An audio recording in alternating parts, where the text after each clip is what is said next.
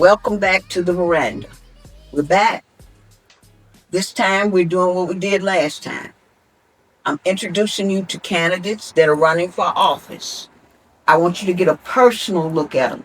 That's why I do this. I'm not endorsing any candidates, but I'm giving them the opportunity to come sit on the veranda, which is my front porch, and tell you about themselves and why they want to run for office and what they plan on doing. So sit back and get ready for this journey. My videographer is Alejandro, my favorite person. He's an entertainer and he's also the best videographer in the world. Today, my guest is Samuel B. Nelson. He's running for County Commissioner, District 10. Samuel, welcome to the veranda. Thank you for having me. Thank you so much. Well, I'm glad you're here. And like I say today, I want you to relax and play like I'm somebody's grandmama. And I'm a nose old lady and I want to know stuff. All Okay. right, all right. So tell me about yourself. Hey, I'm Samuel B. Nelson. I'm the son of Samuel Howard Nelson. If you ever go to Stax Museum, you'll see the group called the Mad Lads. My father was the lead singer. They got him right out of Hamilton High School.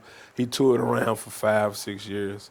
My mother is Norma Jean Watkins Nelson. She's from Lick Skillet, Mississippi. Lick skillet. Lick Skillet, Spell Mississippi. that. Like you lick something. But I heard everything. Lick skillet, Mississippi. Yeah, Okay. yeah. Born in Aberdeen, raised in Lick Skillet, and then moved to Memphis when she was in like third or fourth grade, something like that.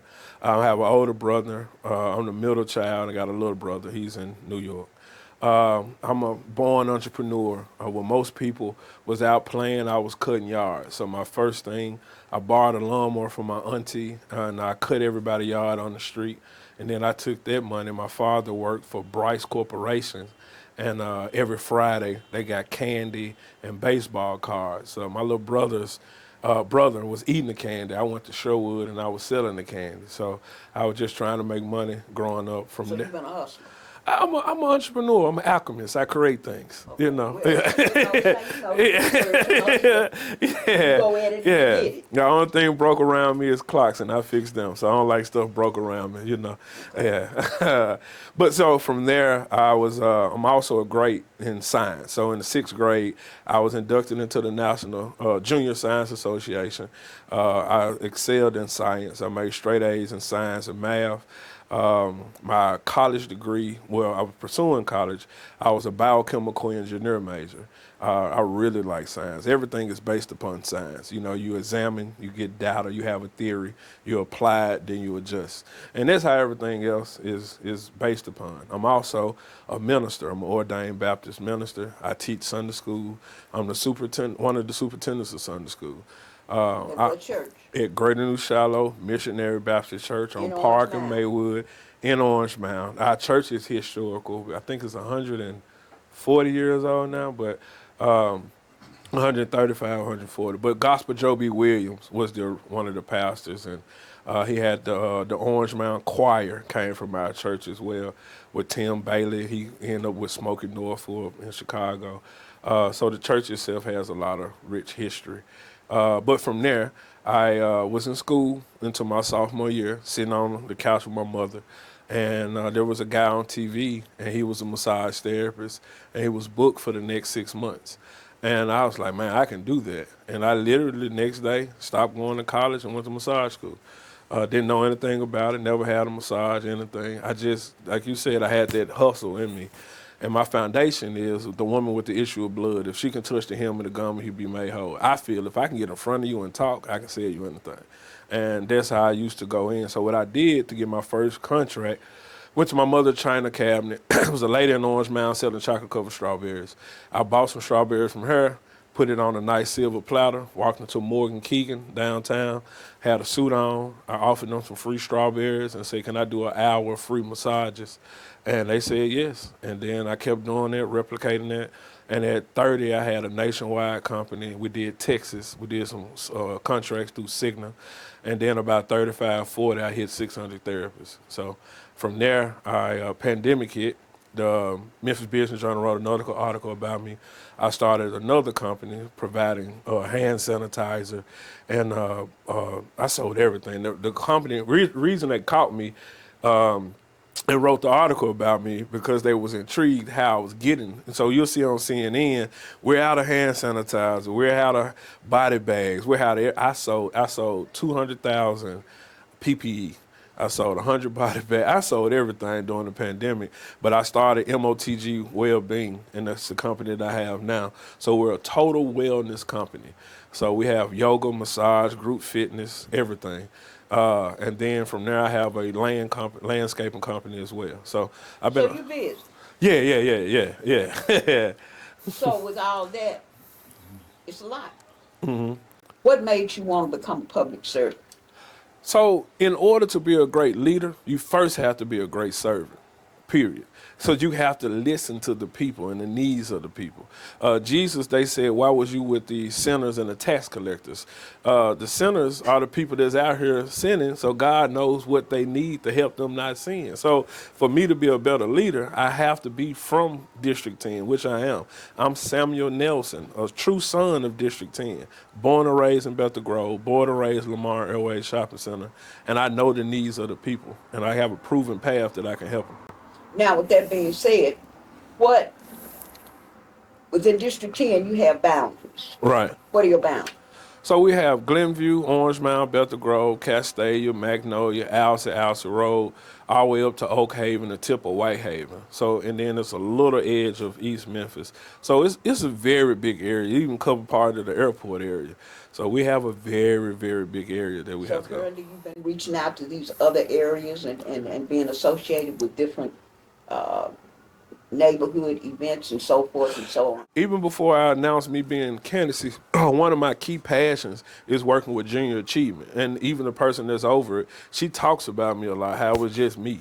And I was talking to children beforehand on colleges for knowledge, but trade will get you paid. And if you go to college, these are the things you can compare and contrast. College, a lot of people can't afford it. You know, so if you go into college, get a degree as a lawyer, a doctor, a mathematician, or engineer, but trades are 6, 12, and 18 months. You can make $75, $80, $100,000 in a trade in these short period of time. People need things right now, not in the next 4 to 8 years. Now, currently with the school board situation as it is, which is all jacked up, everything, Memphis is all jacked up right now. Yeah, I said it. But I like the fact that you want to bring technology and technical trades back into the school system. With the current situation with the school board, if you were elected to county commission, how would you go about making sure that would be implemented into the curriculum in the schools in Shelby County So I'm not a school board member, so I can't. as a county commissioner? Right, as a county commissioner, I can sway. I can talk to the people on the school board. We can help control the budget for the school board as Right. well. So those things, if we don't see those technology or technical paths in that upcoming physical year about what we're going to invest things are, I can vote against it. I can tell them, like, we need these things so we can develop generational wealth. And I'm not always trying to throw the Bible in there, but when Jesus got the first 2 disciples, they was with their parents mending nets. So that shows generational wealth. That shows that they was training those children how to work in the future, how to be fishermen. And we all like fish.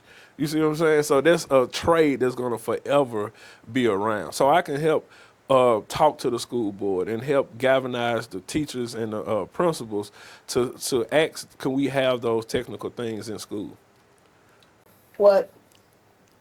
Who are some of your biggest influences Right now in life? right now? Give me 3. Give me the top 3. I know somebody gonna get mad. He still love you, but I want the top 3 just off the top of your head. Give me 3 people that influence you. So right now, are you saying locally? Because I watch a lot of different things. So okay, 3 people off the top of your head that influence me.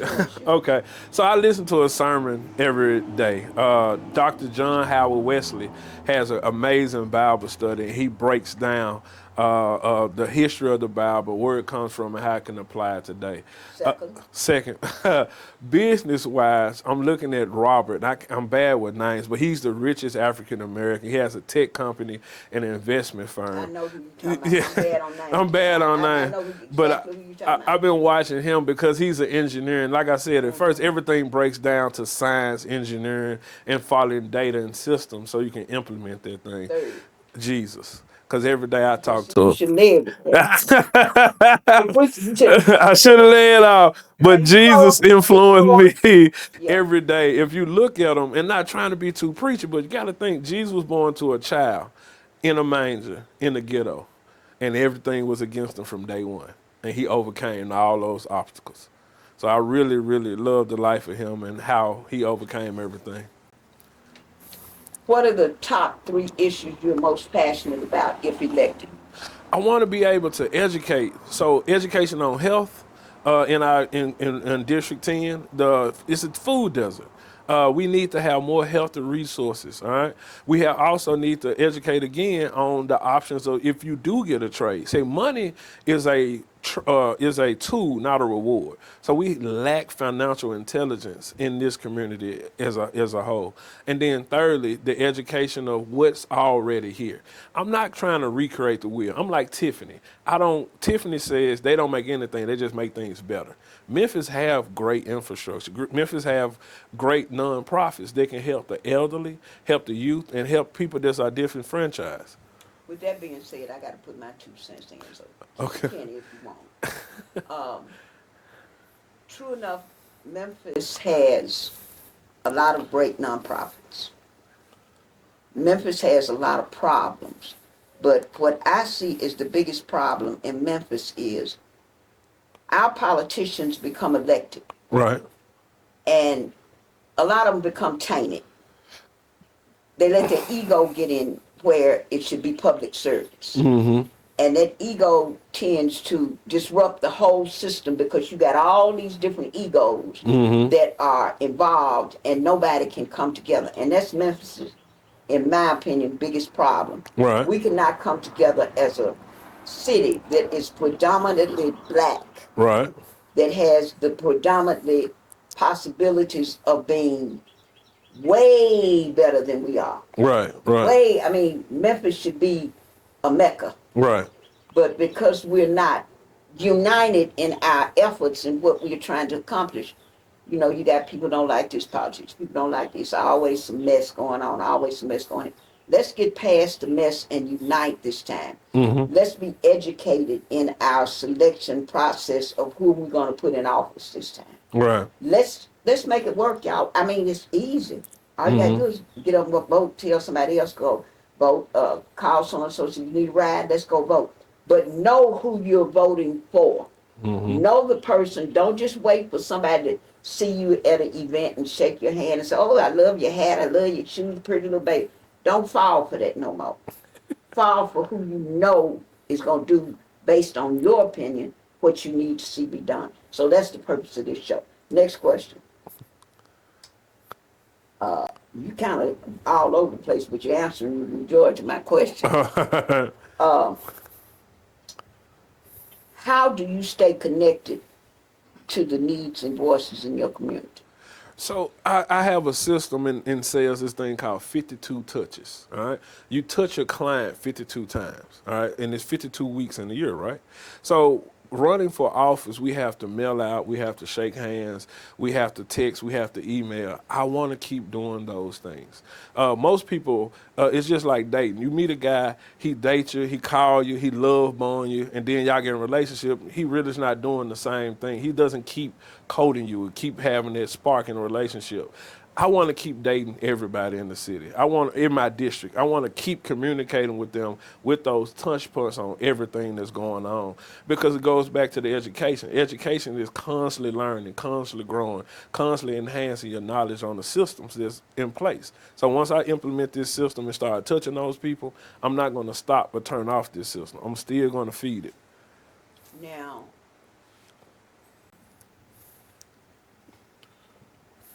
how do you think all of what you want to see accomplished in your mind, in your vision. How do you see that bettering Memphis?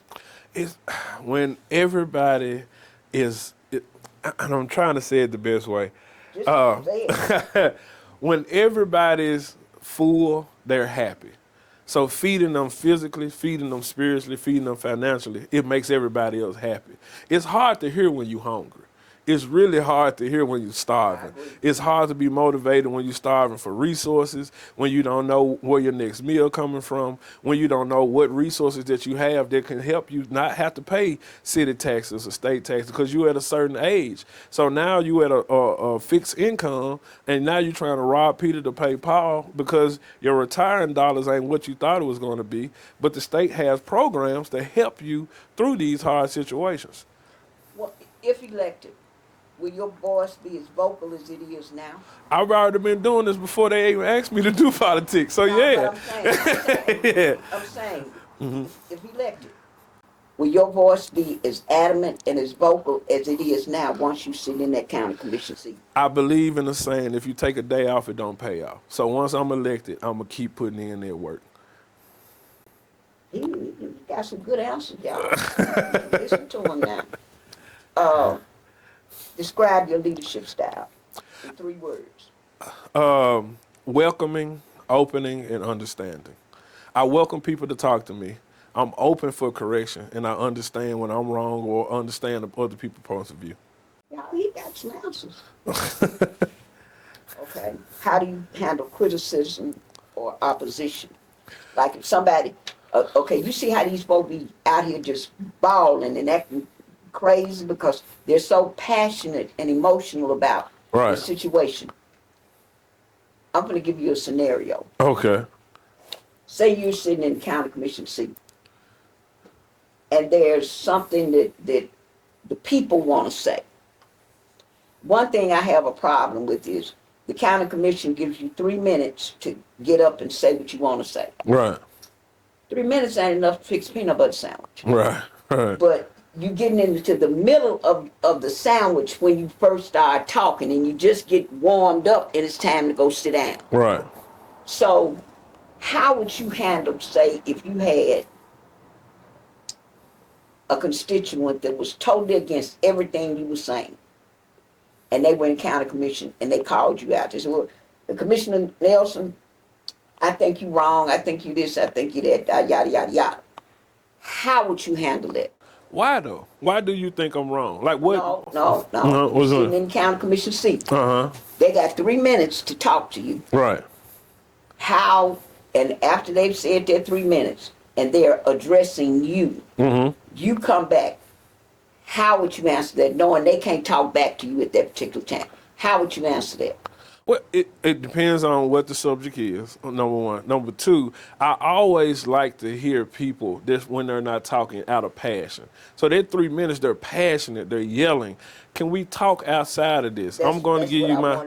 That's what I want to hear. Yeah. Can we take this somewhere else? Can we take this somewhere else so you can talk a little bit more? But I also want to educate people. 3 minutes is long enough. There's a thing called an elevator speech. There's 30 seconds in between each elevator. When in that time, you have to learn how to hit your key points within 30 seconds or a minute. I agree. Yeah, but... I've heard of that. But when the people on their mics... Well, they passionate. They passionate. Yeah. Baby, ain't nobody getting on the elevator. I understand. But I will listen, because after the tears have fell, after the yelling is gone, they might have some good, valid points. They just don't know how to present it well, and they just bowed up right now. So let's talk about it. Let's talk it out. What do you plan on bringing to your community that's not already there? It's a lot that's not there. What do you plan on bringing to your district? To my district that's not already there. My main goal is to get more anchors to the districts. And this is what I explain. Everywhere else in Memphis, there's an anchor, a draw. So in Midtown, you have nice restaurants that the people draw them to. In my district, there's no true sit-down restaurant. There's a reason why. So I want to talk to the entrepreneurs in their district to see why they're only doing to go. Why they have the ability to do that. And if they can open up their restaurants to allow more people to come in, let me help them with an anchor program. Let's do live music. Let's do more events there to get more people to come in to actually raise more money for that venue and also get more people to come into the neighborhood. People come in for education, entertainment, and the convenience of something in their area, right? In this district, there's nothing convenient but corner stores, liquor stores, and a few laundromats.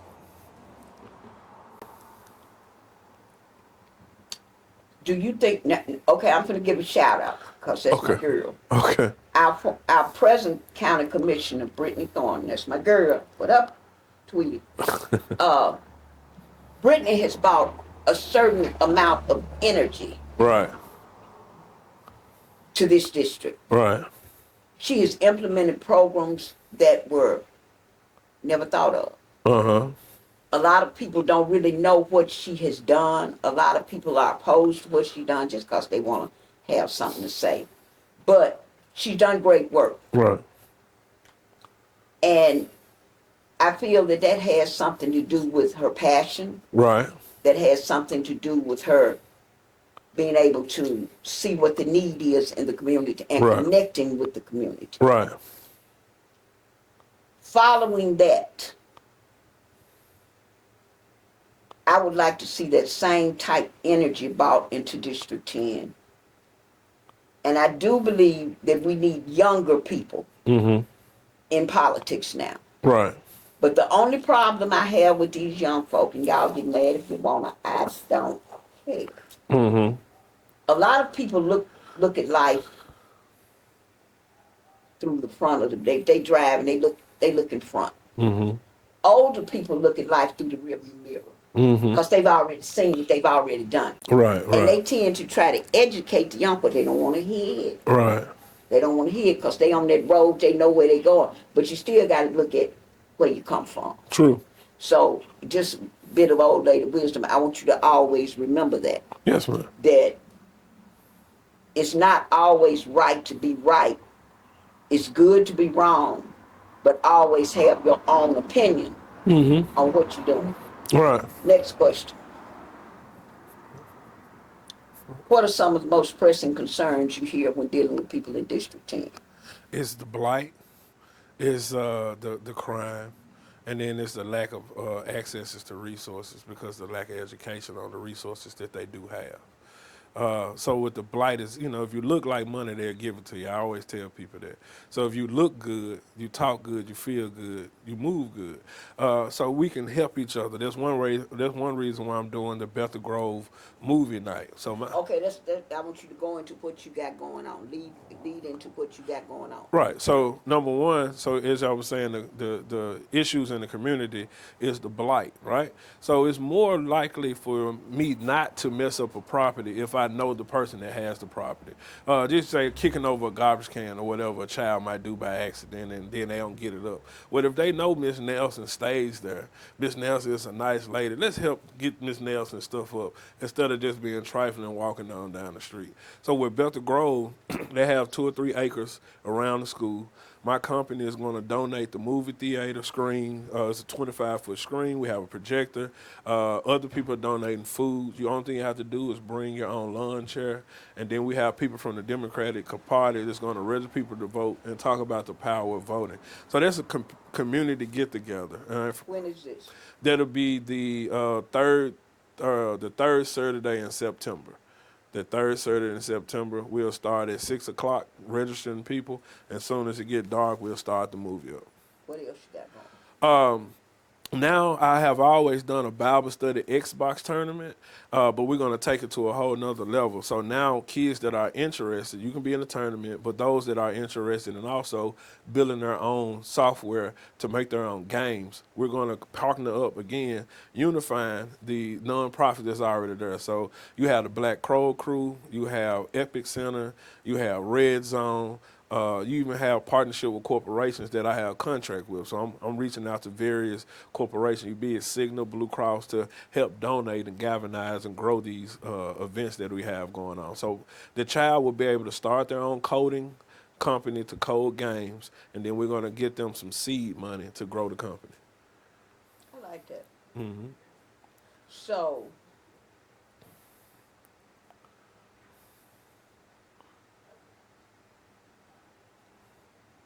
But you said something about Brittany.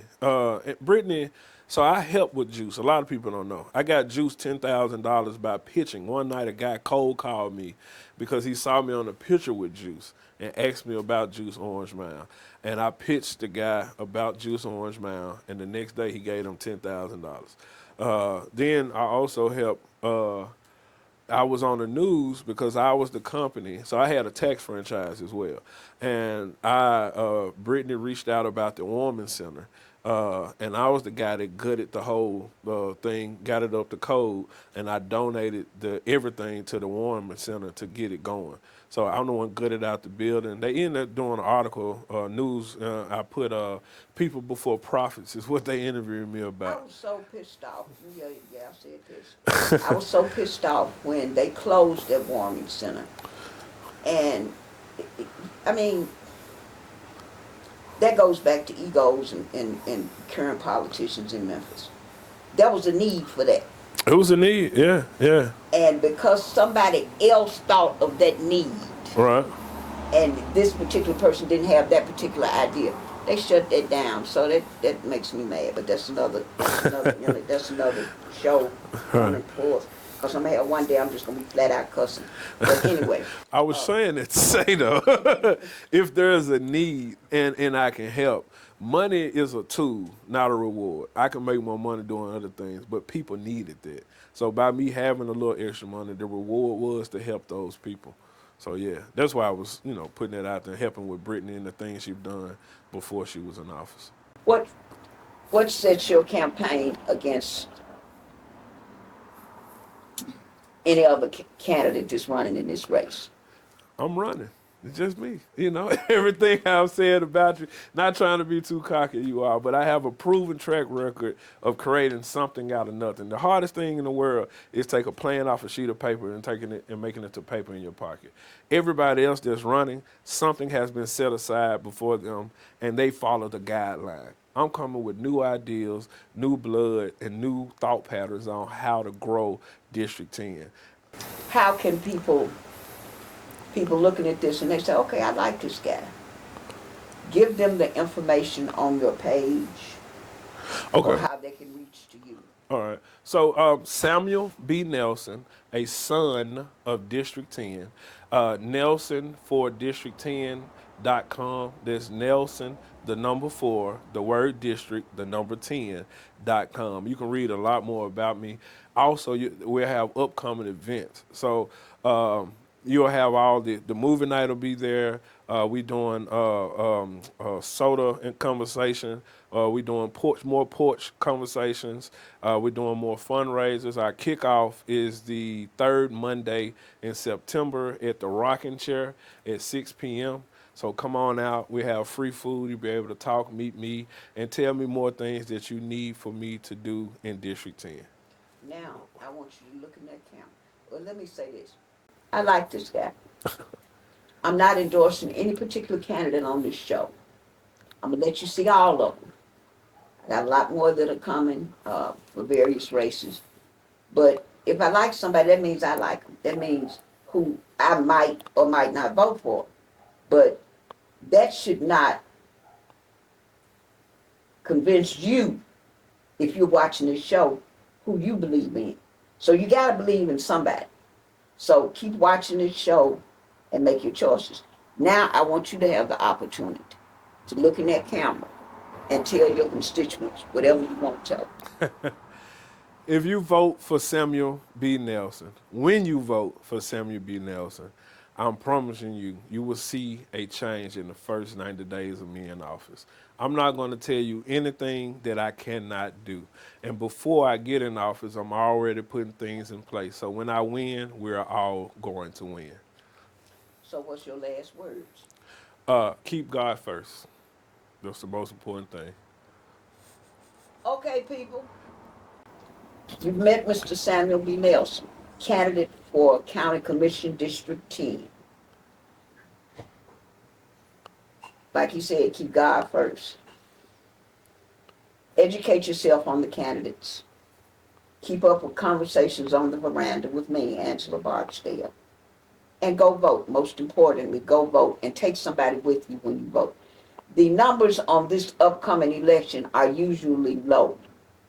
And that's why when y'all get mad about something, it's your fault because you didn't go vote. So get out and vote this time and stay safe. Peace out from the